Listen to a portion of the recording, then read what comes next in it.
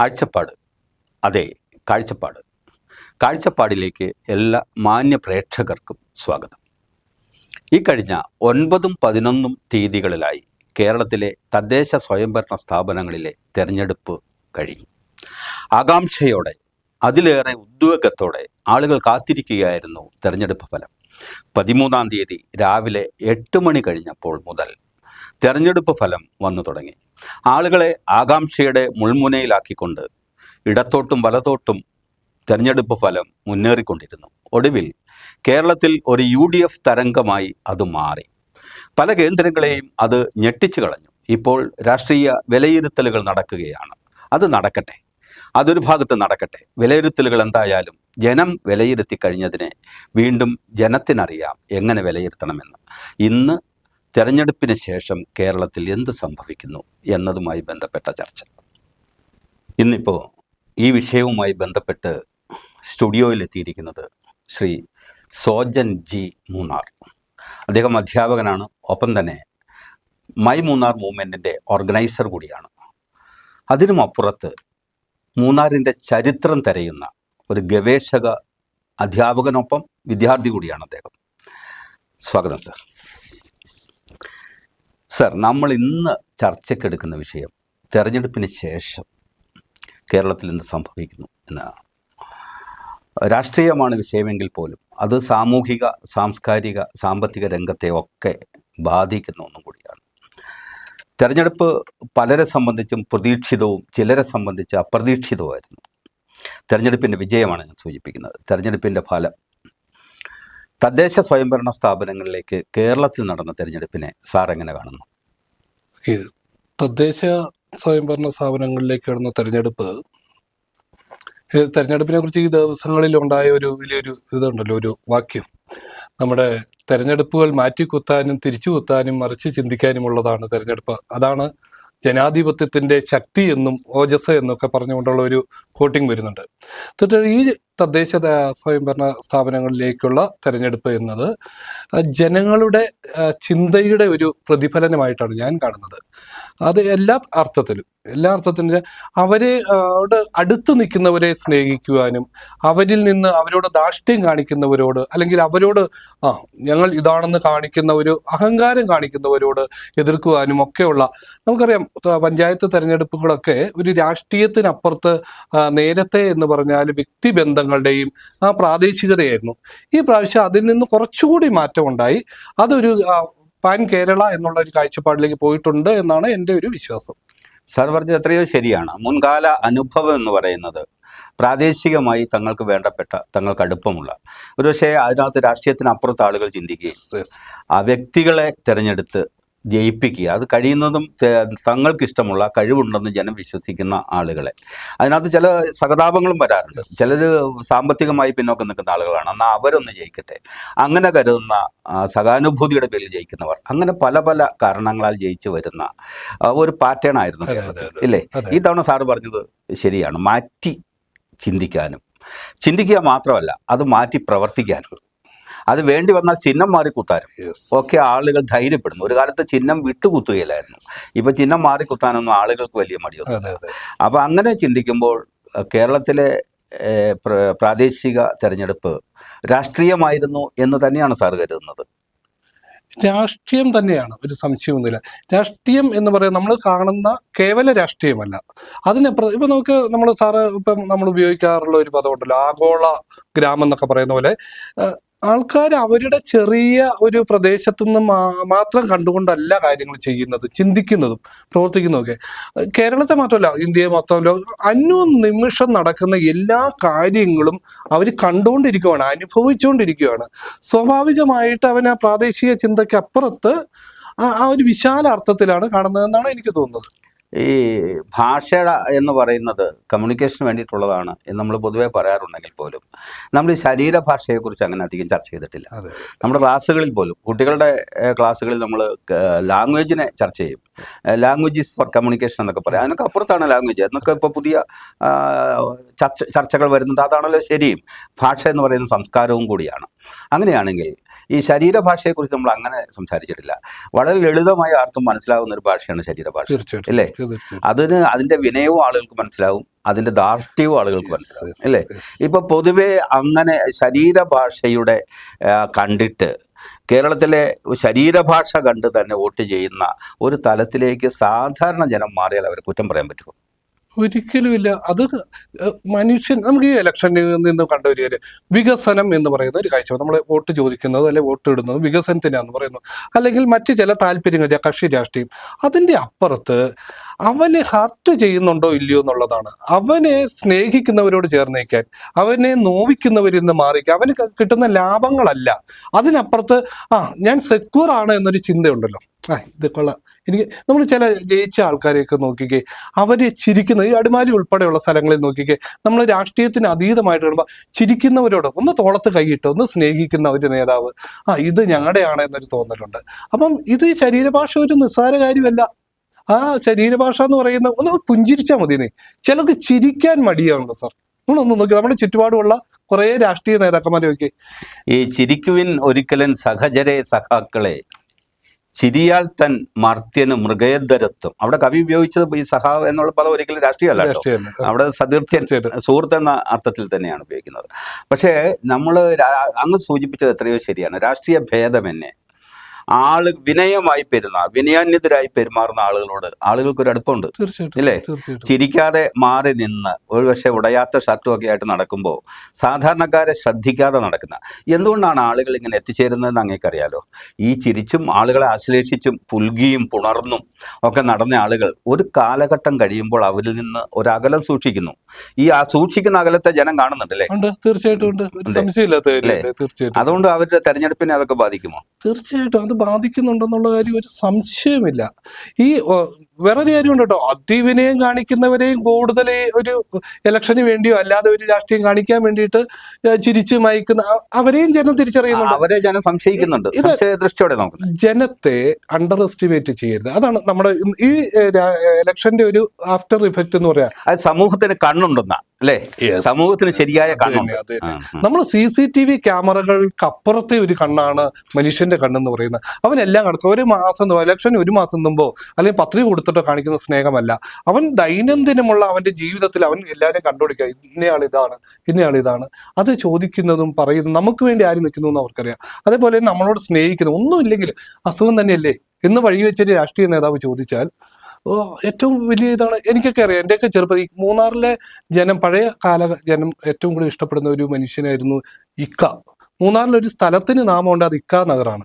അത് ഇക്ക നഗർ എന്ന പേരിലാണല്ലോ അറിയപ്പെടുന്നത്. ഞാനൊക്കെ ചേർന്നിട്ട പേരാണ്. കമ്മ്യൂണിസ്റ്റ് പാർട്ടി ഓഫ് ഇന്ത്യ മാർക്സിസ്റ്റിന്റെ ഓഫീസൊക്കെ ഇരിക്കുന്നതും ആ പേരിലാണല്ലോ. അതെ, ഞാനൊക്കെ ചേർന്നിട്ട പേരാണ് ഇക്ക നഗർ. അത് അണ്ണാ നഗർ എന്ന് പറയുന്നത് MGR മരിക്കുന്ന കാലത്ത് അണ്ണാ നഗർ കിടക്കുന്നു. അപ്പൊ ഇക്ക മരിച്ചപ്പോൾ അത് KSB കൊണ്ടിനെ അറിയപ്പെടുക. ഇക്കായുടെ പേരിൽ ഇക്ക നഗർ എന്ന പേര് ഞാനൊക്കെയാണ് അത് സ്ഥാപിക്കുന്നത്. ഞാൻ ഇക്ക റോഡിൽ കൂടെ പോകുന്ന കൊച്ചു പിള്ളേരെ എടാ അമ്മയ്ക്കൊക്കെ സുഖമാണോ, വീട്ടിലൊക്കെ നോക്കണം കേട്ടോ, അപ്പനെ നോക്കണം കേട്ടോ, നിനക്ക് എന്നാ ഉണ്ട്, കയ്യിൽ ഒരു മുട്ടായി എടുത്തു കൊടുക്കുന്നു. ഒന്നും ചെയ്യുന്നില്ല മനുഷ്യൻ, സ്നേഹിക്കാൻ മാത്രം ആ മനുഷ്യൻ അറിയത്തുള്ളായിരുന്നു. ഓക്കെ, അങ്ങനെയുള്ളവരെ ജനം ഇന്നും മനസ്സിൽ നെഞ്ചേറ്റുന്നുണ്ട്. രാഷ്ട്രീയക്കാർ സത്യത്തില് ചെയ്യേണ്ടത് പഠിക്കേണ്ടതും ഒക്കെ സ്നേഹത്തിന്റെ പ്രത്യയശാസ്ത്രമാണ്, അല്ലേ? അവര് സ്നേഹത്തിന്റെ ദാർശനികതയാണ് സത്യത്തിൽ വിളമ്പേണ്ടതും പറയേണ്ടതും ആണ്. അതല്ലേ ശരി? അതാണ് രാഷ്ട്രീയം എന്ന് പറയുന്നത്. സാമൂഹികമായ ഉന്നമനത്തിനും സാമൂഹികമായ വളർച്ചയ്ക്കും മനുഷ്യന്റെ നന്മയ്ക്കും വേണ്ടിയിട്ടുള്ളതാണെങ്കിൽ അത് തന്നെയാണ് വേണ്ടത്.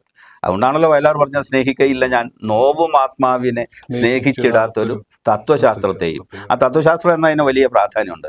ഇലക്ഷൻ കഴിഞ്ഞപ്പോൾ എങ്ങനെയാണ് സാറിന് കേരളത്തിലെ ജനങ്ങളോട് ബഹുമാനം കൂടിയോ? തീർച്ചയായിട്ടും. പക്ഷെ അതുകൊണ്ട് ഒരു പാർട്ടി പുറകിൽ പോയി ഒരു പാർട്ടി മുന്നോട്ട് കയറി വന്നു എന്നുള്ളത് കൊണ്ടല്ല, അതൊരു ചിന്തയായിട്ട് കാണണ്ട. ഒരു കാറ്റും അടങ്ങാതിരുന്നിട്ടില്ല, ഒരു മഴയും തോരാതിരുന്നിട്ടില്ല എന്ന് പറഞ്ഞ പോലെ ഇതൊരു സംഭവമായിട്ട് പോകട്ടെ. അത് ഇലക്ഷൻ കഴിയുന്നു, ഇനി അടുത്തത് ചിലപ്പോൾ മാറ്റി വരാം. ജനം മാറി ചിന്തിക്കില്ല. മാറി വന്ന ചരിത്രമാണല്ലോ ഉള്ളത്. അതുകൊണ്ട് നമ്മുടെ ഭൂതകാലം എടുത്ത് പരിശോധിച്ചാൽ മാറിയിട്ടുണ്ടല്ലോ. തോറ്റവരെല്ലാം മോശമാണെന്നും ജയിച്ചവരെല്ലാം നല്ല, അങ്ങനെ ഒരു ചിന്തയെ നമുക്ക് എടുക്കേണ്ട ആവശ്യമില്ല, അങ്ങനെ എടുക്കാനും പാടില്ല എന്നുള്ള. പക്ഷെ ജനം എല്ലാം സൂക്ഷ്മമായിട്ട്, വെറുതെ നോക്കുന്നുമല്ല, സൂക്ഷ്മമായിട്ട് കാണുന്ന ഒന്ന് രാഷ്ട്രീയ പാർട്ടികളും രാഷ്ട്രീയ നേതാക്കന്മാരും തിരിച്ചറിയേണ്ട കാലമാണ്. അപ്പം അതിലെ പാമരനോ പണക്കാരനോ എന്നതല്ല, ഒരു വോട്ടുള്ളതാണ് എല്ലാവരും. സാധാരണ താഴെ കിടക്കുന്നവന് അവൻ അനുഭവിക്കുന്നതെല്ലാം അവന് ചെയ്യാവുന്ന ഏക സ്ഥലം എന്ന് പറയുന്നത് ഈ വോട്ടിൽ കൂടിയാണ്. ഭരണാധികാരികൾ അവർ ഒരു രാഷ്ട്രീയ പാർട്ടിയുടെ തണലിലാണ്. അവർ മാറിയും മറിഞ്ഞൊക്കെ വരും. പക്ഷെ അവർ ഒരു സാധാരണ വോട്ടറെ ഭയപ്പെടേണ്ടതുണ്ട് എന്ന് ഈ തെരഞ്ഞെടുപ്പ് ഫലം തെളിയിക്കുന്നുണ്ടല്ലേ? തീർച്ചയായിട്ടും വോട്ടറെ പക്ഷെ ഭയപ്പെടുക എന്ന് പറഞ്ഞാല് തെറ്റ് ചെയ്യുന്നവരെ ഭയപ്പെടേണ്ട ആവശ്യമുള്ളൂ. ജനങ്ങളോടൊപ്പം നിൽക്കുന്നവർക്ക് ഇതൊന്നും ഭയപ്പെടേണ്ട ആവശ്യം വരുന്നില്ല. അതുകൊണ്ടാണ് നല്ല ഇതായിട്ടുള്ള നേതാക്കന്മാർ പറയുന്നത് ഞങ്ങൾക്ക് ഭയമില്ല, ഞങ്ങൾ ജനങ്ങളെയൊക്കെ ഇനി ഇറങ്ങി ചെല്ലുമെന്ന് പറയാൻ അവർക്ക് പറ്റുന്നത് അതുകൊണ്ടാണ്. ചിലരിപ്പോ വോട്ട് കഴിഞ്ഞു ജയിച്ചാലും തോറ്റാലും ജനങ്ങളെ അടുത്തേക്ക് പോകുന്നില്ല. ജനങ്ങളെ ഭയപ്പെടുക എന്നുള്ളത് ഓക്കെ, അത് ഞാൻ ഒരു ജനാധിപത്യത്തിന്റെ സൗന്ദര്യം. അതാണ് ജനാധിപത്യത്തിന്റെ സൗന്ദര്യം. ഇതാണ് ജനം എനിക്ക് ഇഷ്ടപ്പെട്ടില്ലെങ്കിൽ അത് ഞാൻ അവർക്ക് വേണ്ടി നിന്നില്ലെങ്കിൽ എന്നെ മാറ്റും എന്നൊരു തിരിച്ചറിവ് ഉണ്ടാക്കപ്പെടുക എന്നുള്ളതാണ്. അല്ലെ, സാധാരണ നിലയിലുള്ള ഭീഷണികൾക്കോ അല്ലെങ്കിൽ സാധാരണ നിലയിലുള്ള പ്രലോഭനങ്ങൾക്കോ ഒന്നും ജനം ഈ ജനാധിപത്യ രാജ്യത്ത് വഴങ്ങേണ്ടതില്ല എന്ന ഒരു സൂചന കൂടിയാണ് അല്ലേ? തീർച്ചയായിട്ടും. അത് എന്തിനാ, അതല്ലേ ജനാധിപത്യം നമുക്ക് നൽകുന്ന ഏറ്റവും വലിയ കരുത്തെന്ന് പറയുന്നത്. ഇതൊരു സർവാധിപത്യത്തിലോ അല്ലെങ്കിൽ പട്ടാള ഭരണത്തിലോ രാജഭരണത്തിലോ നടക്കുമോ? ജനാധിപത്യം നമുക്ക് നൽകിയിരിക്കുന്ന ഏറ്റവും വലിയ സ്വാതന്ത്ര്യവും നമുക്ക് നൽകിയ അവകാശവും ഇതല്ലേ.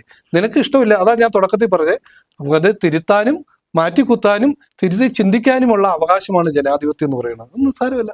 കേരളത്തിലെ മൊത്തത്തിലുള്ള ഒരു ട്രെൻഡ് ഈ തവണ UDF രാഷ്ട്രീയത്തിന് അനുകൂലമായിരുന്നു. ഈ തവണത്തെ ഫലം അങ്ങനെയായിരുന്നു. ഇടുക്കിയും ഭിന്നാലായിരുന്നു. ഇടുക്കിയും ആ കാര്യത്തിൽ ഏതാണ്ട് ഒരേപോലെ തന്നെയാണ്. ഏതാണ്ട് 52 പഞ്ചായത്തിൽ 38 പഞ്ചായത്തുകൾ ഇപ്പോൾ UDF ഭരിക്കുമെന്നാണ് കേൾക്കുന്നത്. ആ തരത്തിലേക്കാണ് 21-ാം തീയതിയാണ് അധികാര കൈമാറ്റമൊക്കെ നടക്കുന്നത്. ഈ അങ്ങയുടെ പഞ്ചായത്ത് മൂന്നാറാണല്ലോ. മൂന്നാർ എടുത്ത് പരിശോധിക്കുമ്പോൾ മൂന്നാറിൽ നിന്ന് നമുക്ക് ആരംഭിക്കാം. മൂന്നാർ താരതമ്യേന കുമളി കഴിഞ്ഞാൽ പിന്നെ അടുത്ത വലിയ പഞ്ചായത്താണ് അല്ലേ? വലിയ പഞ്ചായത്തായിരുന്നു. നമ്മുടെ ഇന്ത്യ സംസ്ഥാനത്ത് തന്നെ വലിയ പഞ്ചായത്തുകളിൽ ഒന്നായിരുന്നു. അത് ഇടമലക്കുടി മംഗളമൊക്കെ ആയിട്ട് അത് ചെറുതാക്കി പിന്നീട് പഞ്ചായത്ത് ഇപ്പൊ കുമളിയാണ് ഇടുക്കിയിലെ വലിയ. ഈ രണ്ട് ടൂറിസ്റ്റ് ഡെസ്റ്റിനേഷൻ കുമളിയും മൂന്നാറും ലോക ഭൂപടത്തിലുള്ളതാണ്. ലോക ഭൂപടത്തിൽ തന്നെ അല്ലെങ്കിൽ എണ്ണം കുറഞ്ഞ ഭൂപടങ്ങളിൽ വിനോദ ഭൂപട കേന്ദ്രങ്ങളിൽ പ്രധാനപ്പെട്ട ഇടമാണ് കുമളിയും മൂന്നാറും. ഇത് രണ്ടും ഏതാണ്ട് നല്ല ഭൂരിപക്ഷത്തിൽ UDF പിടിച്ചടക്കിയിട്ടുണ്ട്. എന്താണ് ഈ ടൂറിസ്റ്റ് കേന്ദ്രങ്ങൾ UDFന് അനുകൂലമായി വിധി എഴുതാൻ കാരണം? ടൂറിസ്റ്റ് കേന്ദ്രം എന്നതുകൊണ്ട് ആണെന്നുള്ളതൊന്നുമല്ല. അങ്ങനെയുള്ള പ്രത്യേകതയൊന്നും അങ്ങനെ കാണേണ്ട വെച്ചാൽ എനിക്ക് തോന്നുന്നത് പൊതുവേ ഉള്ളൊരു ട്രെൻഡിന്റെ ഭാഗമായിട്ട് തന്നെ അത് മാറിയിട്ടുണ്ട്. അതോടൊപ്പം തന്നെ സ്ഥാനാർത്ഥികളെ കുറേയൊക്കെ നോക്കിയിട്ടുണ്ട്. പിന്നെ നമ്മൾ ഈ പ്രാവശ്യത്തെ UDFന്റെ വിജയമോ അല്ലെങ്കിൽ LDFന്റെ പരാജയത്തെയോ അത് BJP ആയിട്ട് കൂട്ടിച്ചേർത്ത് മാത്രമേ വായിക്കാവുള്ളൂ. അത് എവിടെയാണ്? ഇടുക്കിയിൽ മൊത്തമാണോ? എല്ലായിടത്തും ഉണ്ട്. എല്ലാ സ്ഥലത്തും ഉണ്ട്. BJPയുടെ വോട്ട് കൂടിയിട്ടുണ്ട്. കേരള സംസ്ഥാനത്ത് മൊത്തത്തിലുണ്ട്. എന്ന് വെച്ചാൽ ജനം, അതാ ഞാൻ ആദ്യം പറഞ്ഞത്, പ്രാദേശികമായിട്ട് മാത്രമല്ല, അവിടെ നരേന്ദ്രമോദി വോട്ട് എല്ലായിടവും കാണുകയാണ് ജനം. അതുപോലെ തന്നെ ആം ആദ്മി പാർട്ടി തൊട്ടുള്ള ഇന്ത്യയിലെ വിവിധ സ്ഥലങ്ങളിൽ ഈ അധികാരത്തിന്റെ വലിയ സാധ്യതകളെ കുറിച്ചൊക്കെ കാണും. വികസനത്തിന്റെ സാധ്യതകളെയും അവർ കാണുന്നുണ്ട്. അപ്പം അവിടെ BJP എന്ന് പറയുന്ന ഒരു സംവിധാനത്തിന്, രാഷ്ട്രീയ പ്രസ്ഥാനത്തിന് വോട്ട് കൂടുമ്പോൾ ഈ മാറ്റങ്ങൾ വരുന്നത്. ഇനി നമ്മൾ ഈ ഇടുക്കി ജില്ലയിൽ സാറ് പറഞ്ഞത് നോക്കിയോ, ഈ വോട്ടുകളുടെ വിജയത്തിന്റെ വ്യത്യാസം നേരിയതാണ്, വളരെ കുറച്ചാണ്. അപ്പൊ അതുകൊണ്ട് UDFന് അനുകൂലമായിട്ട് ടൂറിസ്റ്റ് കേന്ദ്രം അങ്ങനെ ഒരു കഴിഞ്ഞ 2020 കേരളത്തിലെ ഏതാണ്ട് 4.5 ലക്ഷം, കൃത്യമായി പറഞ്ഞാൽ 4.40, ആ 4.5 ലക്ഷത്തിനടുത്ത് വോട്ടിന്റെ കൂടുതൽ വർധനവായിരുന്നു LDFനുണ്ടായിരുന്നത്. ഇത്തവണ UDFനുള്ളത് 7.5 ലക്ഷമാണ്. 7.5 ലക്ഷത്തിൻ്റെ വ്യത്യാസം, 2 ലക്ഷം വോട്ടിൻ്റെ വ്യത്യാസം വന്നിട്ടുണ്ട്. അപ്പോൾ നമ്മൾ മൊത്തത്തിലെടുത്ത് പരിശോധിച്ചാൽ അത്ര ചെറുതല്ല ഇത്. സാറ് നോക്കൂ, ഈ മൂന്നാറിലെ കഴിഞ്ഞ തവണ ഏതാണ്ട് ഒപ്പത്തിനൊപ്പമായിരുന്നല്ലോ. അതുകൊണ്ട് തന്നെ ഭരണപരമായ ഒത്തിരി പ്രതിസന്ധികൾ മൂന്നാർ നേരിട്ടു ഇല്ലേ? ഒത്തിരി പ്രസിഡന്റുമാരെ മാറി, അത് തന്നെ കേസായി, അങ്ങനെ അങ്ങോട്ടും ഇങ്ങോട്ടും. പക്ഷേ ഈ തവണ അത് ഉണ്ടാവില്ല. ഈ BJPയുടെ സാന്നിധ്യം സത്യത്തിൽ ഗുണകരമായി ഭവിച്ച അല്ലെങ്കിൽ ദോഷമായി ഭവിച്ചത് LDFനാണ്. തീർച്ചയായിട്ടും. അതാണ് നമ്മൾ ശരിക്കൊരു വിശകലനം ചെയ്താൽ കാണാവുന്ന ഒരു കാര്യം. ഇത് രാഷ്ട്രീയ നിരീക്ഷകർ കുറെ നാളുകളായി കേരളത്തിൽ പറയുന്നുണ്ടായിരുന്നു. കാരണം BJPയുടെ വളർച്ച അത് LDFനെ ദോഷകരമായി ബാധിക്കാൻ സാധ്യതയുണ്ട് എന്ന് തന്നെയായിരുന്നു നേരത്തെ പറഞ്ഞുകൊണ്ടിരുന്നത്. LDFന് അല്ലെ UDFനായിരിക്കും, കോൺഗ്രസിന്റെ വോട്ടായിരിക്കും BJP എടുക്കുന്നതെന്ന്. പക്ഷെ അങ്ങനെയല്ല. അതാണ് ജനം, പുതുതലമുറ അത് പുത്തൻ തലമുറയാണ് ഈ വോട്ട് ഷെയറിങ് കൂടി വന്നിരിക്കുന്നത്. അവരുടെ ചിന്ത മാറ്റി കഴിഞ്ഞു.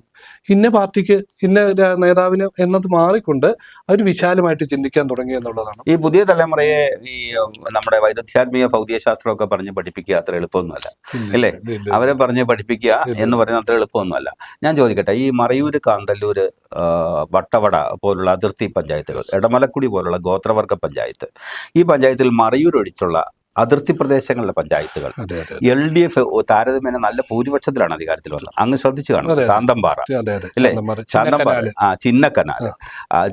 അപ്പോൾ ഇത്തരം പഞ്ചായത്തുകൾ LDFന്, അതായത് തമിഴ് മേഖല, തമിഴ് വംശജർ കൂടുതലുള്ള പഞ്ചായത്തുകൾ, അവയൊക്കെ പ്രത്യേകിച്ച് അതിർത്തി പഞ്ചായത്തുകൾ LDFന് മേൽക്കൈ കിട്ടാനുള്ള കാരണം എന്തായിരിക്കും? പ്രത്യേകിച്ച് വട്ടവടയൊക്കെ കഴിഞ്ഞോണം UDFന്റെ കയ്യിലായിരുന്നു. അതിനെ ഒന്ന് കാണേണ്ടത് നമ്മൾ ശ്രദ്ധിച്ച ഒരു കാര്യമാണ്. ഒന്ന്, തമിഴ് ജനത പാവങ്ങളാണ്. അവരെ സംബന്ധിച്ചിടത്തോളം അവർ ഈ അധികാരത്തോട് അത്യാവശ്യം ചേർന്ന് പോകുന്നവരാണ്. ആരാണ് മുകളിൽ ഭരണത്തിൽ ഇരിക്കുന്നത് അവരോട് അത്യാവശ്യം ചേർന്ന് പോകാൻ ശ്രമിക്കുന്ന.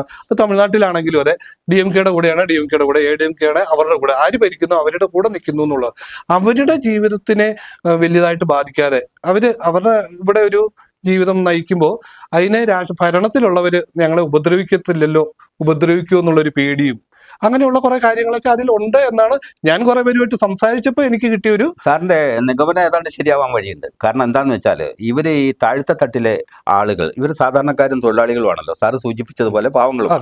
ഇവർ ഈ തൊഴിലാളി വർഗത്തിന്റെ പ്രതിനിധി എന്ന നിലയിൽ പലപ്പോഴും ഈ ട്രേഡ് യൂണിയൻ സംഘടന ശക്തമായിട്ടുള്ളത് LDFനാണല്ലോ, അല്ലേ?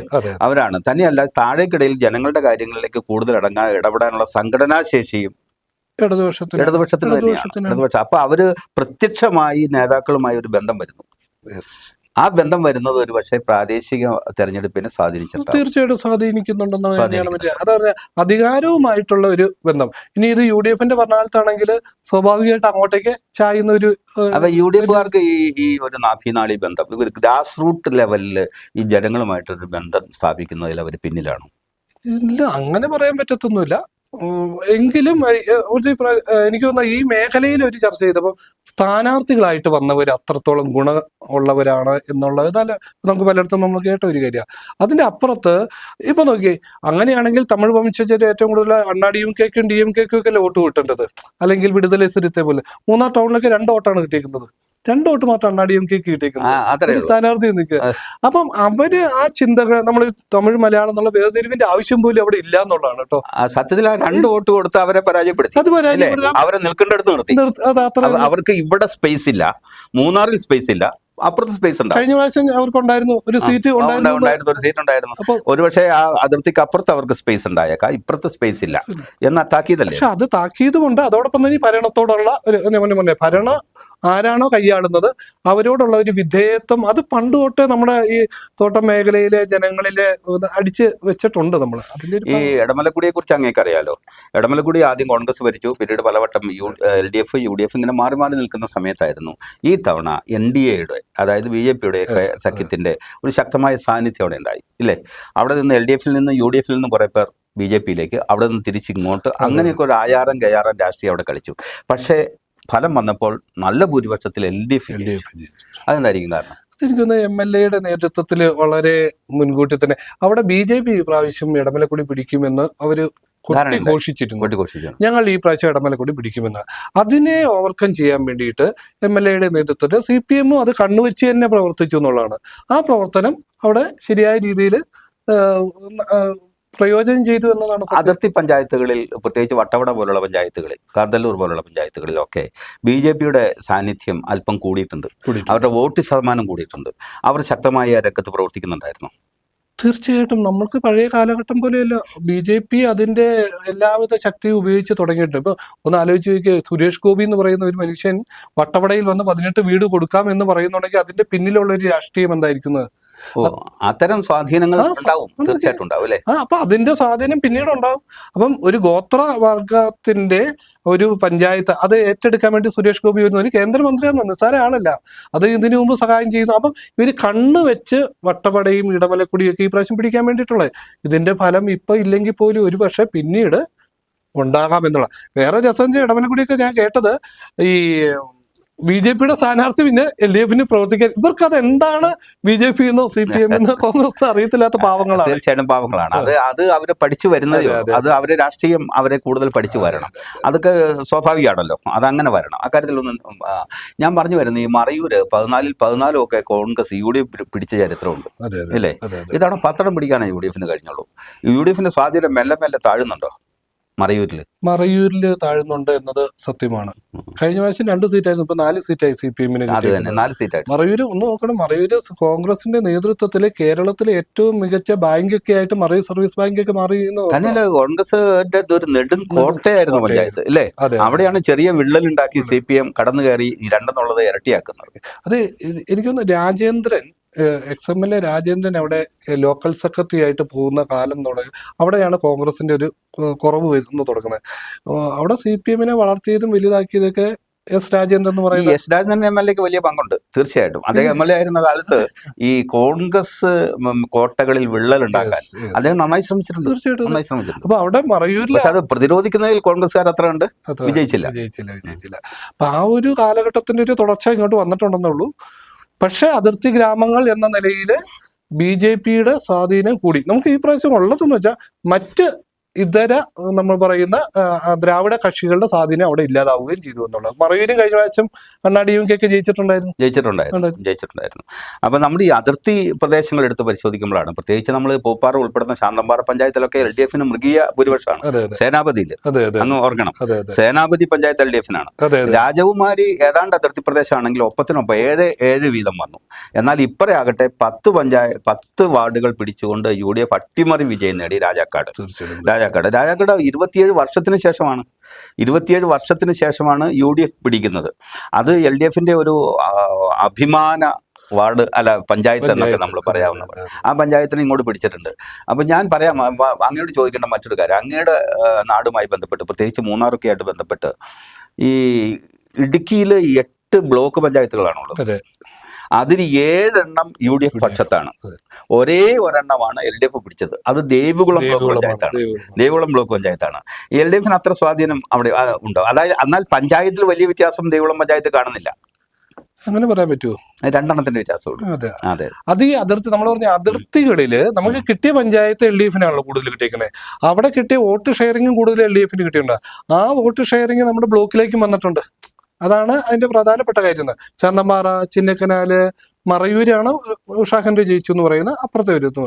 അപ്പം ഇങ്ങോട്ട് വന്നാല് ബ്ലോക്ക് പഞ്ചായത്തിന് നമ്മൾ ആദ്യം പറഞ്ഞതാണ്, പഞ്ചായത്തുകളിൽ ലഭിച്ച കോൺഗ്രസിന് കിട്ടിയത് വളരെ കുറച്ച് ഭൂരിപക്ഷമാണെങ്കിൽ LDF കിട്ടിയേക്കുന്നത് എന്ന് പറയുന്നത് കൂടിയ ഭൂരിപക്ഷമാണ്. ആ ഭൂരിപക്ഷങ്ങളാണ് ബ്ലോക്ക് പഞ്ചായത്തിലും കിട്ടിയേക്കുന്നത്. അതാണ് അതിന്റെ ഒരു വ്യത്യാസം. അതായത് ഈ അതിർത്തി പഞ്ചായത്തുകളിൽ LDF കിട്ടിയത് വളരെ ഉയർന്ന തരത്തിലുള്ള വിജയമാണ്. ആ വിജയത്തിന്റെ ഒരു ബ്ലോക്കിലേക്ക് കിട്ടിയിട്ടുണ്ട്. അതുകൊണ്ടാണ് LDF ഏക ബ്ലോക്ക് ഇടുക്കി ജില്ലയിൽ നിലനിർത്താൻ കഴിഞ്ഞത്. ബാക്കി 7 UDF പക്ഷത്ത്. അതുപോലെ തന്നെ ജില്ലാ പഞ്ചായത്ത് നമ്മൾ ഈ പറഞ്ഞ ഒരു മേഖല തന്നെയല്ലേ വരുന്നത്. ഈശ്വരൻ ജയിക്കുന്നത് മറയൂർ, കോട്ടവട, കാന്തല്ലൂര്, ചിന്നക്കനാല് അവിടുത്തെ വോട്ടും കിട്ടിക്കാണ്. ദേവികുളം പോലത്തെ ഈശ്വരന് തീർച്ചയായിട്ടും കഴിഞ്ഞ തവണ MLA സ്ഥാനാർത്ഥിയായി പരിഗണിക്കപ്പെട്ട ഒരാളും കൂടിയാണ്. അപ്പൊ അദ്ദേഹം ജയിച്ചു വരുന്നത് ഞങ്ങൾ ഇവിടെ ഇരുന്ന് വിലയിരുന്നുണ്ടായിരുന്നു. അപ്പൊ അദ്ദേഹത്തിന്റെ ഭൂരിപക്ഷം അങ്ങ് ഓർക്കുന്നുണ്ടോ? ഈ പ്രാവശ്യം 3000 ഏതാണ്ട് അതിന്റെ അടുത്ത് തന്നെ നെൽസനും വാങ്ങിയിരിക്കുന്നു. അല്ലേ? നെൽസന്റെ ഭൂരിപക്ഷം. അപ്പൊ ഒരു പ്രശ്നമുണ്ട്, കുമാറിന്റെ അതേ സമുദായക്കാരനാണ് അവിടെ BJP നിന്നത്. അയാള് എടുത്ത ഈശ്വരന് 1000 ചില്ലറയായിരുന്നു. 3000-ഓളം വോട്ട് BJPയുടെ സ്ഥാനാർത്ഥി വാങ്ങിച്ചു. അതെന്ന് പറയുന്നത് ഒരേ കമ്മ്യൂണിറ്റിയിൽപ്പെട്ട ആൾക്കാരാണെന്ന് ഓർക്കണം. കുമാറിന്റെ സെയിം കമ്മ്യൂണിറ്റി. ആ വോട്ടെല്ലാം കുമാറിന് കിട്ടേണ്ടതായിരുന്നു എന്നാണ് ചർച്ച. ജാതി ഉപജാതിയൊക്കെ മറ്റു സ്ഥലങ്ങളെ അപേക്ഷിച്ച് ഇച്ചിരി കൂടുതൽ ഉള്ള സ്ഥലമാണ്. അത് ആളുകളുടെ ഇടയിൽ വർക്കൗട്ട് ആവുന്നുണ്ട്. എത്ര നമ്മൾ ശ്രമിച്ചിട്ടും കാര്യമില്ല.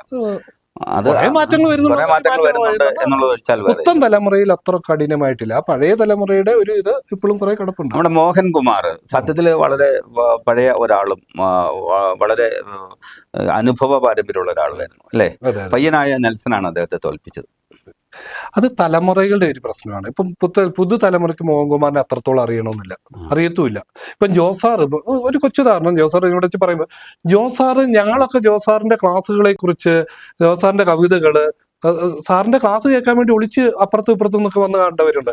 ഇന്നത്തെ തലമുറക്കാരോട് ജോസ് സാറിനെ കുറിച്ച് പറഞ്ഞാൽ അത്ര അറിയണമെന്നുണ്ടോ? ഇല്ല, അറിയണമെന്നില്ല. അപ്പൊ ഇത് തന്നെയാണ് ഈ മോഹൻകുമാറിന്റെ കേസ് തന്നെ. മോഹൻകുമാർ എന്ന് പറയുന്ന പരിണത പ്രജ്ഞനായ ഒരു രാഷ്ട്രീയ പ്രവർത്തനമാണ്. തീർച്ചയായിട്ടും ഒരു നല്ല വ്യക്തിത്വത്തിനുടമയാണ്. തീർച്ചയായും എത്രയോ കാലങ്ങളായിട്ട് എനിക്കറിയാം. തീർച്ചയായും എനിക്ക് അദ്ദേഹത്തെ അറിയാം. അപ്പൊ ഈ മൂന്നാറിൽ നമ്മൾ വരുന്ന കാലം തൊട്ട് അദ്ദേഹത്തെ അറിയാം. അതുകൊണ്ട് നെൽസൺ മോശമാണെന്നോ മോഹൻകുമാർ പുത്തൻ തലമുറയുടെ ആളാണ് നെൽസൺ.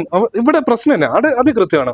മോഹൻകുമാർ ഒരുപാട് കാലങ്ങളായിട്ട് ഈ രാഷ്ട്രീയത്തിൽ നിന്ന് മാറി നിൽക്കുക. കഴിഞ്ഞ തെരഞ്ഞെടുപ്പിൽ അദ്ദേഹം കോൺഗ്രസിന്റെ സ്ഥാനാർത്ഥിയെ സപ്പോർട്ട് ചെയ്തു, CPI പുറത്താക്കി.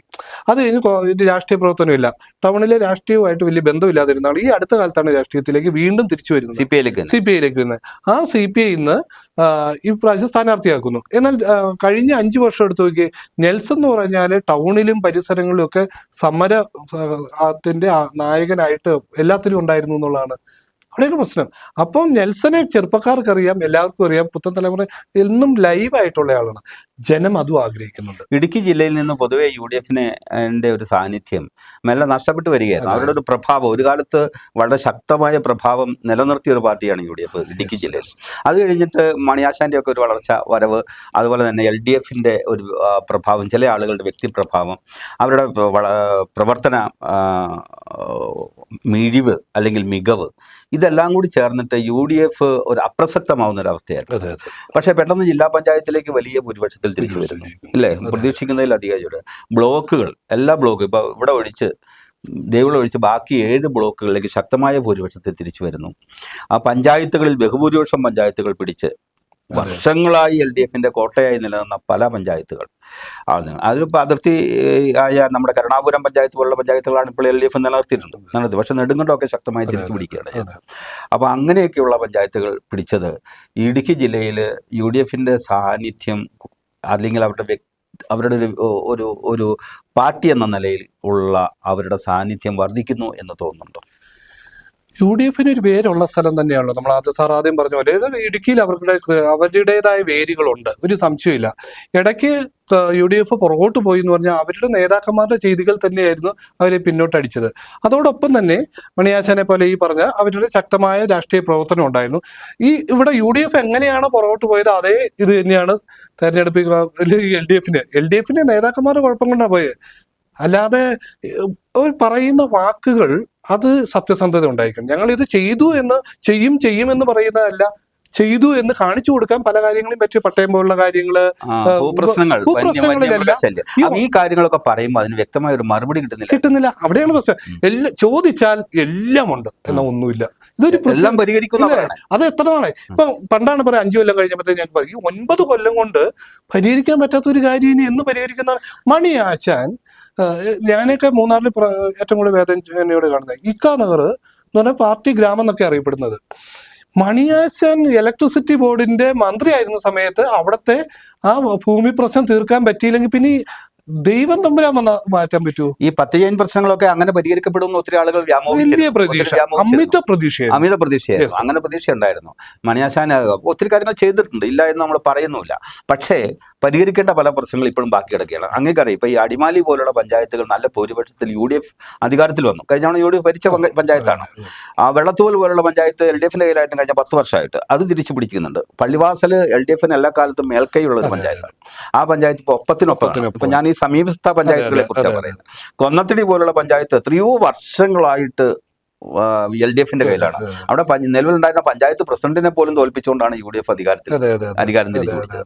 അപ്പൊ അങ്ങനെയൊക്കെയുള്ള ഇപ്പൊ പള്ളിവാസലിലെ പഞ്ചായത്ത് പ്രസിഡന്റും തോറ്റു. അതെ, 2 പഞ്ചായത്ത് പ്രസിഡന്റുമാർ തമ്മിൽ, മുൻ പഞ്ചായത്ത് പ്രസിഡന്റുമാർ LDFന്റെ പഞ്ചായത്ത് പ്രസിഡന്റ് തോൽക്കുകയാണ്. ഏറ്റവും പ്രതീക്ഷയോടുകൂടി പ്രവർത്തിച്ച ഒരാളാണ് പ്രതീക്ഷ എന്ന് പറയുന്നത്. അത് ആ കാര്യത്തിൽ VG പ്രതീഷ് കുമാറിനെ നമുക്ക് തള്ളിക്കളയേണ്ട ആളല്ല. കാരണം അദ്ദേഹം ഈ പഞ്ചായത്തിന് വേണ്ടി ചെയ്ത പ്രവർത്തനങ്ങൾ ചെറുതല്ല. ഈ മേഖലയിൽ ഏറ്റവും നല്ല പഞ്ചായത്ത് പ്രസിഡന്റ് ആരായിരുന്നു എന്ന് ചോദിച്ചാൽ അദ്ദേഹത്തിന്റെ പേര് അതുപോലെ പ്രവർത്തനങ്ങൾ കാഴ്ചവെച്ചു. അദ്ദേഹത്തിന് മെറിറ്റ്സും ഡിമെറിറ്റ്സും ഉണ്ടല്ലോ ആളുകൾക്ക്. പക്ഷേ മെറിറ്റ്സിന്റെ കാര്യം എടുത്ത് പരിശോധിക്കുമ്പോൾ കണ്ടമാനം പ്രവർത്തനങ്ങൾ കാഴ്ചവെക്കുകയും അത് കാണാനുണ്ട് ആ പഞ്ചായത്തിൽ. പക്ഷെ എന്നിട്ടും ജനം അങ്ങനെയാണ്. നമ്മൾ പറയുമല്ലോ, ചില കണ്ണുകൾ കൊണ്ടാണ് കാണുന്നത്. അപ്പൊ അത് അങ്ങനെ ഞാൻ പറയുന്നത്, ഇപ്പോ നേര്യമംഗലം തൊട്ട് വാളറ വരെയുള്ള 14 കിലോമീറ്റർ റോഡിന്റെ പ്രശ്നം അങ്ങ് നിരന്തരമായി ഇന്നും അല്ലെങ്കിൽ ഇന്നലെയൊക്കെ യാത്ര ചെയ്ത ആളാണ് അതിലൂടെ. ഞാനാണെങ്കിൽ ആഴ്ചയിൽ 4-5 വട്ടം യാത്ര ചെയ്യുന്ന ആളാണ്, കാർ ഓടിക്കുന്ന ആളാണ്. ഒന്ന് ആലോചിച്ച് നോക്കൂ സാറ്, എങ്ങനെയാണ് ഈ വാഹനം നമ്മൾ കടത്തിക്കൊണ്ട് പോകുന്നത്, അല്ലേ? വലിയ നിരാശയാണ് ജനങ്ങൾക്ക്, നിരാശയാണ്. അതാ ഞാൻ പറഞ്ഞത്, ഒരു പ്രതീക്ഷ. ഇപ്പം സാറ് ഇപ്പൊ ഒരു പുസ്തകം എടുത്തിട്ട് ഇത് നല്ല പുസ്തകം എന്ന് പറഞ്ഞ് വായിക്കാൻ നോക്കിയിട്ട് അതിൻ്റെ അകത്ത് ഒന്നും ഇല്ലെങ്കിൽ എന്ത് ചെയ്യും? അന്നേരം ഉണ്ടാകുന്ന ഒരു ക്രോധം ഉണ്ടല്ലോ, അത് തന്നെയാണ് ഇപ്പൊ കഴിഞ്ഞ കോൺഗ്രസിന്റെ ഭരണത്തിലോ നടക്കത്തില്ലെങ്കിൽ LDF വന്നാൽ അല്ല CPM വന്നാൽ ഇത് നടക്കും, ഒരു സംശയമില്ല. ഇത് പ്രതീക്ഷിച്ചിരുന്ന ജനത്തിന് മുമ്പിൽ നിരാശയാണ്. അല്ല, ഒരു വിജ്ഞാപനം ഇറക്കാൻ കോടതി നിർദ്ദേശിച്ചിട്ട്, ഇത് റവന്യൂ ഭൂമിയാണെന്നുള്ളത് വിജ്ഞാപനം കോടതി നിർദ്ദേശിച്ചിട്ട് എത്രയോ കാലമായി. വീണ്ടും വീണ്ടും ഈ ട്രാഫിക് പ്രശ്നങ്ങൾ ജനങ്ങളെ അലട്ടുകയാണ്. ജനങ്ങൾ വഴിമാറിയൊക്കെ ഒഴുകി തുടങ്ങി. മൂന്നാർ പോലുള്ളൊരു വലിയ പ്രദേശത്തേക്ക് അറിയാലോ അങ്ങേക്ക്. ഇപ്പോൾ യഥാർത്ഥത്തിൽ വിനോദസഞ്ചാരികളെ കൊണ്ട് വീർപ്പ് മുട്ടേണ്ടതാണ്. പക്ഷെ വിജനമായ പാതകളാണ് അല്ലേ പലപ്പോഴും നമ്മൾ കാണുന്നത്. കാരണം ഇതൊക്കെ ആയിട്ട് ബന്ധപ്പെട്ട് എത്രയോ ആളുകൾ ജീവിക്കുന്നതാണ്. പിന്നെ തീർച്ചയായിട്ടും ടൂറിസം മേഖലയാണ് മൂന്നാറിന്റെ ശക്തി എന്ന് പറയുന്നത്. വന്യജീവി ശല്യം ഇപ്പോൾ വയനാട് പോലുള്ള പ്രദേശങ്ങളിലേക്ക് കടുവ ജനവാസ മേഖലയിലേക്ക് ഇറങ്ങിക്കഴിഞ്ഞു. ഇവിടെയും മൂന്നാറിലും ഒക്കെ അത് സംഭവിക്കാം എപ്പോഴും. സാറേ, എന്ത് വന്യജീവി, ഞാൻ കഴിഞ്ഞ ഒരു പരിപാടിയിൽ പറഞ്ഞല്ലോ, ഞാൻ അതിനെക്കുറിച്ച് പഠനം നടത്തിയിരിക്കുന്നതാണ്. പഠനത്തിന് പത്രവാർത്തകൾ എടുത്ത് തന്നെ അത് ആ പത്രവാർത്തകളെയും മൃഗശല്യത്തിന്റെ വന്യജീവി ശല്യത്തിന്റെ ഇതെടുത്ത് ഫോട്ടോസ്റ്റാറ്റ് എടുത്ത് അതിന് തന്നെ 3000 രൂപയുടെ ആയി. ഞാൻ പറഞ്ഞ ഫോട്ടോസ്റ്റാറ്റ് എടുക്കാൻ വേണ്ടി പറഞ്ഞു. അതാണ് 300ഓളം പശുക്കളെ കൊന്നു എന്ന് വെച്ചാൽ, പശുക്കളെ കൊന്നു എന്ന് പറഞ്ഞാൽ ഈ എസ്റ്റേറ്റിലെ പാവപ്പെട്ട തോട്ടം തൊഴിലാളിയുടെ മറ്റൊരു വരുമാനം എന്ന് പറയുന്നത് അവന്റെ ജീവിതം മുന്നോട്ട് പോകുന്ന അവിടുത്തെ തേയിലത്തോട്ടത്തിലെ വരുമാനം കൊണ്ട് മാത്രമല്ല, അവൻ അവിടെ പശുക്കളെ വളർത്തുന്നുണ്ട്, തോട്ടം കൃഷി നടത്തുന്നുണ്ട്. ഈ 2 വരുമാനമാണ് എക്സ്ട്രാ വന്നത്. അതുകൊണ്ടാണ് മക്കളെ പഠിപ്പിക്കുന്നത്, അവരുടെ മറ്റു കാര്യങ്ങളെല്ലാം നടത്തുന്നത്. അതെല്ലാം ഇല്ലാതായി പോവുകയാണ്. ഒരു കൃഷി ചെയ്യാൻ പറ്റുന്നില്ല. പശുക്കളെല്ലാം അവർ പാല് കൊടുത്തുകൊണ്ടിരുന്നതെല്ലാം ഇപ്പൊ ഇല്ലാതായിക്കൊണ്ടിരിക്കുന്നു. വലിയ ദുരിതത്തിലേക്ക് ഒന്ന് പേടിയാന്നേ. കഴിഞ്ഞ ദിവസം ഇവിടെ ലാക്കാട് ഒരു പശുവിനെ കൊന്ന് മിനിഞ്ഞാന്നത്തെ കാര്യമാണ്. ഇതിങ്ങനെ നടക്കുകയാണ്. ഈ പശുവിനെ കിട്ടാതെ വരുമ്പോൾ മനുഷ്യരിലേക്ക് കടക്കൂലോ. ഞാൻ പറഞ്ഞു വരുന്നത്, അങ്ങനെ വന്യജീവി ശല്യം ഒരു ഭാഗത്ത് റോഡിന്റെ പ്രശ്നം, ഒരു ഭാഗത്ത് നിർമ്മാണ നിരോധനം, ഒരു ഭാഗത്ത് റെഡ് സോണ്, ഒരു ഭാഗത്ത് ഈ ചട്ട ഭേദഗതി എന്ന് പറഞ്ഞ് ഉണ്ടാക്കുന്ന വലിയ പിരിവുകൾ, ഇതെല്ലാം കൂടി ജനത്തെ വീർപ്പ് മുട്ടിക്കുന്നുണ്ട്. അതുകൊണ്ട് നേതാക്കന്മാർ കൃത്യമായി ഇതിന്റെ പരിഹാരം കണ്ടില്ല എങ്കിൽ ജനം നമ്മൾ വിചാരിക്കുന്നത് പോലെ അല്ല. നമ്മൾ ഇടുക്കിയിൽ 2 നഗരസഭകളാണ്. ഒന്ന് LDF ഭരിച്ചിരുന്ന തൊടുപുഴ UDF അതിശക്തമായി തിരിച്ചു പിടിച്ചിരുന്നു. കട്ടപ്പന UDFന്റെ കയ്യിലായിരുന്നു ഇല്ലേ? പക്ഷേ ഏറ്റവും വിചിത്രമായ ഒരു കാര്യം എന്ന് പറയുന്നത്, 3 തവണ MLA ആയിരുന്ന EM അഗസ്തി നഗരസഭയിലേക്ക് മത്സരിക്കുന്നത് നല്ലത്, അക്കാര്യത്തിലൊന്നും കുഴപ്പമൊന്നുമില്ല. അദ്ദേഹം കുറെ കൂടി താഴത്തെ തട്ടിലേക്ക് ഇറങ്ങി നിന്ന് മത്സരിച്ചതാണ്. എന്നിട്ടും ജനം തോൽപ്പിച്ചു കളഞ്ഞു. അധികാരത്തിന് വേണ്ടിയിട്ടുള്ള ഒരു ആക്രാന്തി എന്നൊക്കെ പറയുന്ന പോലത്തെ ഒരു ഇതുണ്ടല്ലോ, അത് അദ്ദേഹത്തെ കുറിച്ചല്ല ഞാൻ പറഞ്ഞത്, അതും ജനം കാണുന്നുണ്ട്. ഇപ്പൊ നമ്മൾ അടിമാലിയിലും കണ്ടില്ലേ, ഞങ്ങൾ മൂന്നാറിലും എനിക്ക് വേറെ പണിയൊന്നും അറിയത്തില്ല, ഞാൻ മത്സരിക്കുക എന്ന് പറഞ്ഞ്, അതായത് പാർട്ടികൾ സീറ്റ് കൊടുക്കുന്നു, ഒരു കുറെ കാലം കഴിഞ്ഞിട്ട് അവർ കൊടുത്തില്ല, അടുത്തടുത്തേക്ക് പോയി സ്വതന്ത്രമായിട്ട് ഇരിക്കുന്നു. ഇത് ഇവരുടെ കുടുംബം, ഞാനല്ലേ, എൻ്റെ ഭർത്താവല്ലേ, അല്ലെ എൻ്റെ ഭാര്യ, ഇവര് എൻ്റെ കുടുംബത്തിൽ തന്നെ ആകണമെന്നോ. അപ്പൊ ഞാൻ ഈ അധികാരം ഉണ്ടെങ്കിലേ ഞാൻ ജനത്തെ ഇവരുടെ ഒരു ഭയങ്കര അല്ലേ, എനിക്ക് അധികാരം ഉണ്ടല്ലേ ഞാൻ നിങ്ങളെ സ്നേഹിക്കത്തുള്ളൂ. എനിക്ക് നിങ്ങളെ സ്നേഹിക്കാനും സേവിക്കാനും ഈ അധികാരം വേണമെന്ന് പറയുന്നത്, അത് 2 പ്രശ്നമുണ്ട്. ഒന്ന് ജനം തിരിച്ചറിഞ്ഞു, മറ്റൊന്ന് അതാത് പാർട്ടിക്കാർ തന്നെ അതിന് തിരിച്ചു. സത്യം അങ്ങനെയില്ല. നമ്മൾ പലയിടത്തും സാറ് സൂക്ഷ്മ പരിശോധന നടത്തിക്കോ, പല നേതാക്കന്മാരും അല്ല പല പാർട്ടിക്കാരും തോറ്റതിന് പിന്നിൽ മറ്റ് അതേ പാർട്ടിയിലെ മറ്റ് ആൾക്കാരുണ്ട്. പഞ്ചായത്ത് പ്രസിഡന്റ് ആകണമെങ്കിൽ ആ വാർഡിൽ അയാൾ തോറ്റാലേ എനിക്ക് പഞ്ചായത്ത് പ്രസിഡന്റ് ആകാൻ പറ്റത്തുള്ളൂ എന്നതുകൊണ്ട് വോട്ട് കുറപ്പിച്ച, അതിനെയാണ് പാരവെപ്പ് അത് സ്വന്തം സ്വയം അവരവരുടെ പാർട്ടിയിൽ തന്നെ അത് ചെയ്യുന്നുണ്ട്. അവരുടെ പാർട്ടിയിൽ നിന്ന് ഒരു സംശയമില്ല. അതിനോടൊപ്പം തന്നെ ഈ ഈ പറഞ്ഞത് പള്ളിവാസലിലൊക്കെ അത് സംഭവിച്ചു എന്നാണ് പലരും പറയുന്നത്. മൂന്നാറൊക്കെ അതിന്റെ ഒരു സ്ഥലങ്ങളല്ലേ. പക്ഷേ ഞാനിത് അങ്ങ് പറഞ്ഞപ്പോഴാണ് ഒരു കാര്യം ശ്രദ്ധിക്കുന്നത്. NDA മുന്നണി, അതായത് BJP ഉൾപ്പെടുന്ന മുന്നണി, ഒപ്പം തന്നെ LDF മുന്നണിയിലും പൊതുവെ ഈ കുതികാൽ വെട്ടും അതുപോലെ തന്നെ വിമത സ്ഥാനാർത്ഥികളുടെ എണ്ണത്തിൽ കുറവുണ്ട്. UDFിലാണ് ഈ വിമത സ്ഥാനാർത്ഥി. ഇപ്പൊ അടിമാലി പഞ്ചായത്ത് എടുത്ത് പരിശോധിച്ച് കഴിഞ്ഞാൽ പ്രബലരായ 2 കക്ഷികൾ തോറ്റത്, പ്രബലരായ ഒരു കോൺഗ്രസ് നേതാവും ഒപ്പം തന്നെ ഒരു ഇന്ത്യൻ യൂണിയൻ മുസ്ലിം ലീഗിന്റെ നേതാവും തോറ്റത് വിമത സ്ഥാനാർത്ഥികളുടെ ശല്യം കൊണ്ടാണ്. അത് കേരളത്തിൽ എങ്ങും കാണാം, നഗരസഭകളിലൊക്കെ കാണാം, അങ്ങേക്ക് മനസ്സിലാവും. അപ്പൊ അങ്ങനെ നോക്കിക്കഴിയുമ്പോൾ ഈ വിമത സ്ഥാനാർത്ഥികളെ യഥോചിതം അവരുടെ പ്രശ്നങ്ങൾ പരിഹരിച്ച് അവരെ നിയന്ത്രിക്കാൻ കഴിഞ്ഞിരുന്നുവെങ്കിൽ കേരളത്തിലെ റിസൾട്ട് ഇതല്ല. പക്ഷെ അത് സാറ് അത് മാത്രമല്ല കേട്ടോ, നമ്മൾ സൂക്ഷ്മമായിട്ടൊന്ന് പരിശോധിച്ചാൽ അധികാര വികേന്ദ്രീകരണമായിരുന്നു നമ്മളുടെ ഈ ത്രിതല പഞ്ചായത്തുകൾ വന്നുകൊണ്ടു. അതോടൊപ്പം തന്നെ അഴിമതിയുടെ ഒരു വികേന്ദ്രീകരണവും നടന്നു. നമ്മൾ സാറ് പരിചയമുള്ള ജയിച്ചവരോടൊക്കെ ചോദിച്ചോ, ഗ്രാമപഞ്ചായത്തിൽ ജയിക്കാൻ എത്ര രൂപയാണ് നിങ്ങൾക്ക് ചിലവായത്? അവർ പറയും 2-3 ലക്ഷം രൂപയായി എന്ന് പറയും. ബ്ലോക്ക് പഞ്ചായത്ത് 7, 8, 10 ലക്ഷമായിരുന്നു. ജില്ലാ പഞ്ചായത്ത് 15-20 ലക്ഷം. എന്ന് വെച്ചാൽ തെരഞ്ഞെടുപ്പ് കമ്മീഷൻ പറഞ്ഞേക്കുന്നത് അത് വേറെ. അല്ലാതെ ഒരു ഇലക്ഷൻ ജയിച്ച് വരണമെങ്കിൽ ഇത്രയും രൂപ മുതൽ മുടക്കാണ്, മൂലധനം ഇറക്കണം. അത് അങ്ങേക്ക് അറിയാലോ. രാവിലെ മുതൽ സ്ഥാനാർത്ഥിയുടെ കൂടെ എത്ര ദിവസമാണ്? കുറഞ്ഞത് ഒരു 15 ദിവസം എന്ന് കൂട്ട്. 5 ദിവസമല്ലല്ലോ, 20 ദിവസമെങ്കിലും ഇറങ്ങി തിരിച്ചിട്ടുണ്ട്, മഴയത്തും വെയിലത്തും. 20 സ്ഥാനാർത്ഥിയുടെ കൂടെ ഒരു 10 പേര് വെച്ചിറക്കുമ്പോൾ അവരുടെ ഫുഡ് ഇതെല്ലാം കഴിഞ്ഞു. വൈകുന്നേരം വേറെ ചില കലാപരിപാടികളുണ്ട്. സാറേ അത് ഇതിന് വലിയ പൈസയാണ്. ചോദ്യം അതല്ല, അത് ചെലവാണ്. അത് സംബന്ധിച്ചു എന്നിട്ടും ഇടിച്ചു നിന്ന് ഈ ചെലവ് ചെയ്ത് ജയിക്കണമെങ്കിൽ ഏറ്റവും ലാഭമുള്ള കച്ചവടം ഇത് തന്നെയല്ലോ. ഒരുപക്ഷെ സാമ്പത്തിക ലാഭം മാത്രമായിരിക്കില്ല, ചിലർക്ക് സാമ്പത്തികം ഉണ്ടാക്കാനൊന്നും ഇപ്പോഴും അറിഞ്ഞുകൂടാ. അതൊക്കെ നമുക്കറിയാലോ. നമുക്ക് പരിചയമുള്ള എത്രയോ മെമ്പർമാരുണ്ട്, അവരൊന്നും പൈസ ഉണ്ടാക്കുന്നതായിട്ട്. പക്ഷേ ഇവർക്ക് ഈ സ്ഥാനം ഒരു വലിയ മോഹമാണ്. ഇതെന്തോ ഒരു വലിയ പദവി. എല്ലാവരും അങ്ങനെയല്ല. പക്ഷേ ഈ പദവി വല്ലാതെ മോഹിക്കുന്ന പാർട്ടി സ്ഥാനം കൊടുത്തില്ലെങ്കിൽ, അല്ലെങ്കിൽ വിമതന്റെ കാര്യം പറഞ്ഞുകൊണ്ട് ഞാൻ പറഞ്ഞു, അത് ഇല്ലെങ്കിൽ പിന്നെയും കയറി മത്സരിക്കുന്നതിന് പിന്നിൽ ഇത്തരം ചില പടമൊക്കെ ഇങ്ങനെ റോഡ് സൈഡിലൊക്കെ ഒട്ടിച്ച് വെച്ച് കണ്ട് അഭിരമിക്കുന്ന ആളുകളുണ്ട്. ആ വിമതന്മാർ അങ്ങനെയാണ്. അപ്പൊ അവര് വിചാരിക്കുന്നത് അവർക്ക് ഇപ്പൊ 4-5 വോട്ടൊക്കെ കിട്ടിയുള്ളൂ. ഇപ്പൊ അങ്ങ് പറഞ്ഞ പോലെ 2 വോട്ടൊക്കെ കിട്ടിയവരുണ്ടാവും. സ്ഥാനാർത്ഥിയുടെ മാത്രം വോട്ട് പോലും കിട്ടാത്തവരും അങ്ങനെയുണ്ട്. പക്ഷെ അവരുടെ പടമൊക്കെ കണ്ട് റോഡിൽ വെട്ടി അവര് തന്നെ വെച്ചിട്ട് അവര് തന്നെ അതിന്റെ മുന്നിൽ പോയി നിന്ന് ആസ്വദിക്കുന്നുണ്ട്. അതൊരു തരം അഭിരമിക്കലായിരിക്കും, അല്ലേ? അതൊരു ആത്മരതിയുടെ ഭാഗമാണ്. സാറ് വിമതന്റെ കാര്യം ചോദിച്ചത് കൊണ്ടാണ് ഞാൻ പറഞ്ഞത്. അപ്പൊ ഇത്തരം കാര്യങ്ങളുണ്ട്. ഇപ്പം ഒരു 5 കൊല്ലം ഒരു സ്ഥാനത്ത് പ്രവർത്തിച്ചു, ഓക്കെ, അടുത്ത ആൾക്ക് വേണ്ടി ഒന്നും വഴിമാറി കൊടുക്കുന്നില്ല. നിങ്ങളുടെ ഒരു ചർച്ചയിൽ തന്നെ ഞാൻ സാർ പറഞ്ഞതായിട്ട് അല്ല, അത് നമുക്ക് എത്രയോ കറക്റ്റാണ് അങ്ങ് പറയുന്നത്. നമ്മളിവിടെ അനുഭവിച്ചാണ്. വീണ്ടും ആ ചർച്ചയ്ക്കെടുത്ത് ഇനിയിപ്പോ അദ്ദേഹത്തെ വിഷമിപ്പിക്കണല്ലോ. കാരണം അത് ഈ അനുഭവമുള്ള വിമതന്മാരെങ്കിലും അത് മനസ്സിലാക്കും. ആദ്യമായിട്ടൊക്കെ ഒരാൾ വരുമ്പോൾ അവർക്ക് അറിയാം, അനുഭവപാരം വരില്ല. പക്ഷെ അനുഭവമുള്ള ആളുകൾ ഇത് എത്രയോ കണ്ടതാണ്. കാരണം ഞാൻ വലിയ നേതാക്കന്മാരെ പോലും പാർട്ടിയിൽ നിന്ന് പുറത്തു പോയി കഴിഞ്ഞാൽ ഇല്ലേ, മുഖ്യമന്ത്രിയായിരുന്ന VS-നെ ഓർമ്മിപ്പിക്കാൻ അന്ന് പാർട്ടി സെക്രട്ടറി ആയിരുന്ന ഇന്നത്തെ മുഖ്യമന്ത്രി ശംഖുമുഖത്ത് വെച്ച് പറഞ്ഞ ഉദാഹരണം വരുന്നല്ലേ. തിരയോട് ചേർന്ന് നിൽക്കുമ്പോഴേ അതുള്ളൂ. അതൊരു ബക്കറ്റിൽ കോരി വെച്ചാൽ അതിന് ശക്തിയില്ല. പറയുമ്പോൾ നമ്മൾ നോക്കണം, ഇവിടുത്തെ രാഷ്ട്രീയ പ്രസ്ഥാനങ്ങളുടെ പ്രസക്തി നിസ്സാരമല്ല. അവരെല്ലാം മോശമാണ്, അവരെല്ലാം കൊള്ളത്തില്ല, രാഷ്ട്രീയ നേതാക്കന്മാർ മോശം എന്ന് പറയേണ്ട ആവശ്യമില്ല. നമുക്ക് ഇപ്പം ഇടതുപക്ഷം വോട്ട് കുറഞ്ഞ പോലെ ഇവിടെ കമ്മ്യൂണിസ്റ്റ് പാർട്ടികൾ ഇല്ലാത്തൊരു നാടിനെ കുറിച്ച് നമുക്ക് ചിന്തിക്കാം. നമ്മുടെ ഈ കാലഘട്ടത്തിൽ ചിന്തിക്കാൻ പറ്റുമോ? കമ്മ്യൂണിസ്റ്റ് പാർട്ടികൾ ഇല്ലാത്ത സ്ഥലങ്ങളിൽ അനുഭവിക്കുന്ന ഒരു പ്രശ്നം നോക്കി. നാം ഇന്ന് നേടിയ നേട്ടങ്ങളുടെ എല്ലാം പിന്നിലെ മാർക്സിസ്റ്റ് പാർട്ടികൾ, CPM-കാരും CPI-കാരും കമ്മ്യൂണിസ്റ്റുകൾ അനുഭവിച്ച ബുദ്ധിമുട്ടുകൾ നോക്കി. ഇനി കോൺഗ്രസ്സുകാർ അവര് ഇല്ലേ?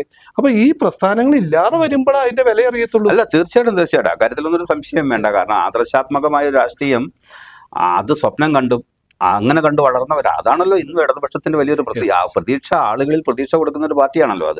അവിടെയാണ് ഇടതുപക്ഷത്തിന്റെ പ്രസക്തിയും പ്രശ്നവും. അതാണ് എന്താന്ന് വെച്ചാൽ നമ്മള് ബാക്കിയുള്ള പാർട്ടികളെക്കാളും ഇടതുപക്ഷത്തെ അങ്ങ് മുകളിലാണ് കാണുന്നത്. ഇവരാണ് നമ്മുടെ രക്ഷകരെന്നാണ് വിചാരിക്കുന്നത്.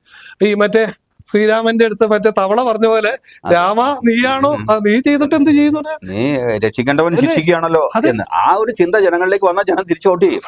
ഇവിടെ ഈ ഇടതുപക്ഷം വലതുപക്ഷം എന്ന പേരില്ലാതാവുകയും അല്ലെങ്കിൽ ആ അതിർവരമ്പ് ഇല്ലാതാവുകയും വലതുപക്ഷവും ഇടതുപക്ഷവും ഒന്നാണെന്ന് ജനങ്ങൾക്ക് ബോധ്യം വരികയും ചെയ്താൽ ജനത്തെ പിന്നെ പിടിച്ചാൽ കിട്ടില്ല, അല്ലേ?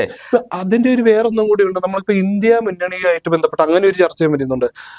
ഈ അതിർത്തിക്ക് അപ്പുറത്തെല്ലാം കോൺഗ്രസും CPM-ഉം CPI-യും ഒന്നാണ്, ഇവിടെ മാത്രമേ ഇതുള്ളൂ. അപ്പൊ ഞങ്ങളെ പറ്റിക്കാൻ വേണ്ടിയാണോ ഈ പരിപാടി എന്നൊരു ചിന്ത സ്വാഭാവികമായിട്ട് വരുന്ന. പണ്ടൊക്കെയാണ് ഇതൊന്നും അറിയുന്നില്ല. ഇതിപ്പം ഇവരെല്ലാം ഒരുമിച്ച് ഡൽഹിയിൽ ഇരിക്കുന്നതും അല്ലെങ്കിൽ UP-യിൽ ഒരുമിച്ചിരിക്കുന്നതും കാണുന്നുണ്ട്.